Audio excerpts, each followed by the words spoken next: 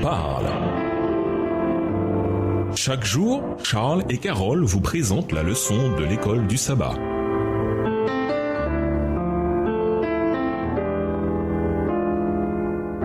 Bienvenue dans votre émission. Dieu nous parle. Nous voilà au lundi 8 août. Le principe de toute façon.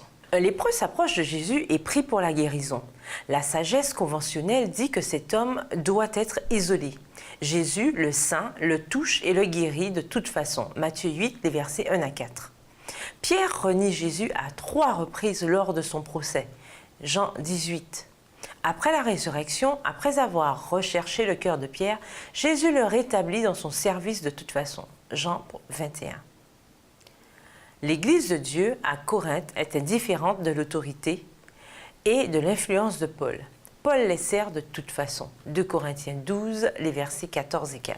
Ce principe, de toute façon, ou en dépit d'eux, est essentiel pour révéler le caractère de celui qui désire leur bien. Des millions d'êtres humains sont prêts à périr, enchaînés dans l'ignorance et le péché, n'ayant jamais entendu parler de l'amour du Christ. Si nous étions à la place de ces gens-là, que désirerions-nous que l'on fît pour nous? Cela, nous avons le devoir impérieux de le faire dans toute la mesure de nos possibilités. La règle établie par le Christ qui nous maintiendra debout ou nous fera tomber au jour du jugement, c'est « Tout ce que vous voulez que les hommes fassent pour vous, vous aussi faites-le de même pour eux ». Citation tirée du livre « Jésus-Christ » à la page 643, écrit par Ellen G. White. Cette règle d'or est fondamentale pour un état d'esprit du ministère qui pense d'abord à ce qui est bon pour ceux que nous servons au lieu de ce qui nous profite. Lisons Matthieu 5, les versets 43-47, Luc 6, les versets 27 et 35, et Luc 23, le verset 34. Quel élément crucial nous est révélé ici par Jésus en ce qui concerne notre attitude envers une certaine catégorie de personnes? Matthieu 5, les versets 43-47. Vous avez appris qu'il a été dit, tu aimeras ton prochain et tu haïras ton ennemi.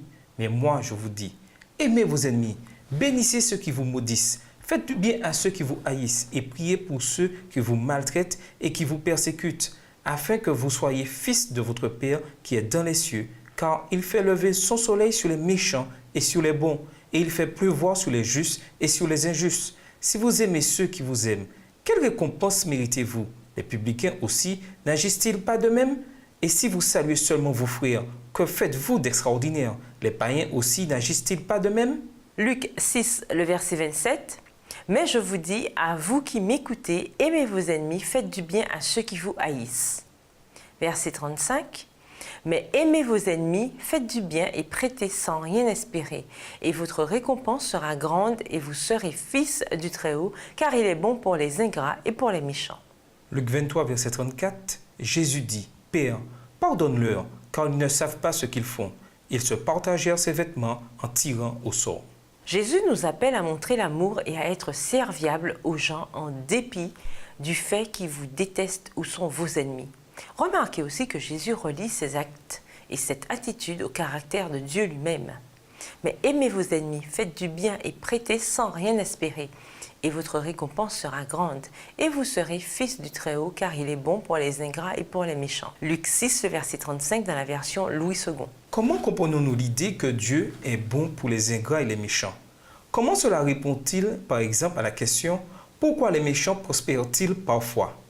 Comment Romains 2, verset 4 s'ajoute-t-il à cette image? Romains 2, le verset 4. « Où méprises-tu les richesses de sa bonté, de sa patience et de sa longanimité, ne reconnaissant pas que la bonté de Dieu te pousse à la repentance ?» Et nous vous laissons avec cette question de réflexion. Comment pouvez-vous imiter le Christ dans votre ministère personnel envers les autres? Au revoir. Et à demain si Dieu veut. Dieu nous parle. Chaque jour, Charles et Carole vous présentent la leçon de l'école du sabbat.